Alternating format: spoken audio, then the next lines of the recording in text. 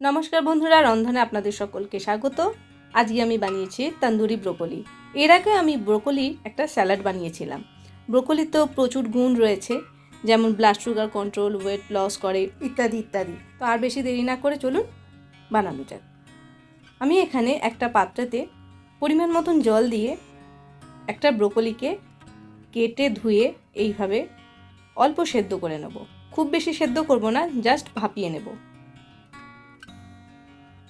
আর broccoli কাটার সময় ডাঁটাটা একটু রেখে দিতে হবে।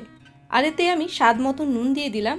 দিয়ে জল ফুটবে যখন, 1 থেকে 2 মিনিটের মতন ফুটে গেলে নামিয়ে জল ঝরিয়ে শুকিয়ে নিতে হবে ব্রোকলিটাকে। এবার আরেকটা পাত্রে আমি 4 চা চামচের মতন টক দই দিলাম। এবার এর মধ্যে 1 চা চামচ আদা রসুন বাটা আর স্বাদ মতন নুন, হাফ চা চামচ হলুদ গুঁড়ো আর হাফ চা চামচ লঙ্কা গুঁড়ো। আমি এখানে কাশ্মীরি লঙ্কা গুঁড়ো ব্যবহার করেছি। আর 1 চা চামচ গোলমরিচ গুঁড়ো। এবার এর মধ্যে আমি 1.5 টেবিল চামচের মতন বেসন নিলাম, যাতে ব্রোকলিটাকে মাখতে সুবিধা হবে আর মশলাটা গায়ে লেগে থাকবে। এবার ভালো করে মাখিয়ে নিতে হবে। এইভাবে মিক্সড করে নিলাম, সব মশলার সাথে একটা পেস্ট তৈরি হয়ে গেছে, দেখুন। এবার এর মধ্যে আমি 1 চা চামচ ধনে গুঁড়ো দিলাম। কোনো স্পাইসি জিনিস বানাতে গেলে ধনে গুঁড়ো না দিলে ঠিক জমে না, তাই আমি এখানে ধনে গুঁড়োটা ব্যবহার করলাম। এই দেখুন, মাখানো হয়ে গেছে। যত ভালো করে ফাটানো যাবে ততই ভালো।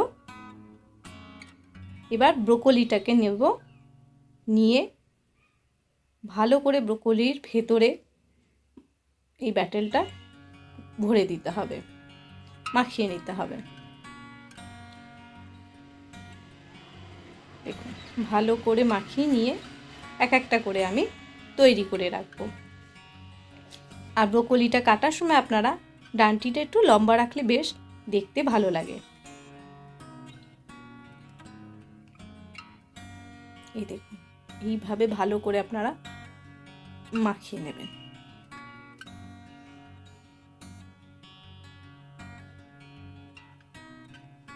যত মশলা ভেতরে ঢুকবে তত এর স্বাদ বাড়বে।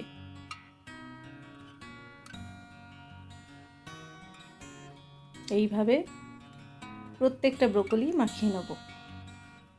এবার তাওয়ার মধ্যে আমি এখানে সাদা তেল ব্যবহার করেছি। 2 টেবিল চামচের মতন সাদা তেল নিলাম, বা রিফাইন্ড অয়েল নিয়ে এবার এক একটা করে ব্রোকলি এইভাবে তাওয়ার মধ্যে দিয়ে দেবো, যাতে একটার সাথে একটা লেগে না যায়।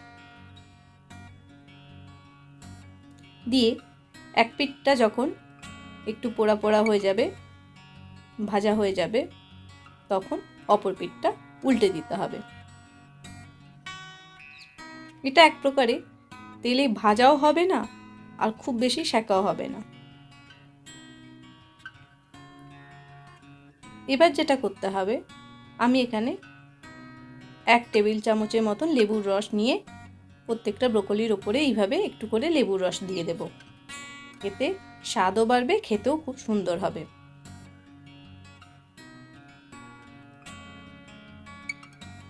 দেখুন, ব্যাস তৈরি হয়ে গেল তন্দুরি ব্রোকলি।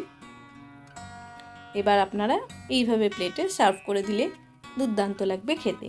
তাহলে দেখলেন কত সহজেই বানানো যায়। বাড়িতে কোনো অতিথি আসলে আপনারা এইভাবেও তন্দুরি ব্রোকলি খাওয়াতে পারেন।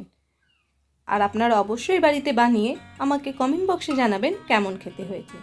এবার প্লেটটা সাজাতে আমি একটু ধনেপাতা, পেঁয়াজটাকে গোল গোল করে কেটে রিংয়ের মতন আর একটু লেবু দিয়ে সাজিয়ে দিয়েছি। এইভাবে প্লেট সাজিয়ে দিলে দেখতে তো দুর্দান্তই লাগে, আর যাকে দেবেন তারও বেশ ভালো লাগবে। তাহলে বন্ধুরা, আজকের ভিডিওটা কেমন হয়েছে? যদি ভালো লেগে থাকে তাহলে অবশ্যই আমাকে কমেন্ট বক্সে লিখে জানাবেন কেমন খেতে হয়েছে, আর অবশ্যই একটা লাইক করে দেবেন। তাহলে বন্ধুরা, আজকে এইটুকুই। পরবর্তীকালে আবার কোনো নতুন ভিডিও নিয়ে হাজির হব। ততক্ষণের জন্য বিদায় নিচ্ছি। আর আমার চ্যানেলকে যারা নতুন দেখছেন তাদের কাছে অনুরোধ রইল চ্যানেলটিকে সাবস্ক্রাইব করে দেওয়ার জন্য। তাহলে ভালো থাকবেন, সুস্থ থাকবেন, সাবধানে থাকবেন। ধন্যবাদ।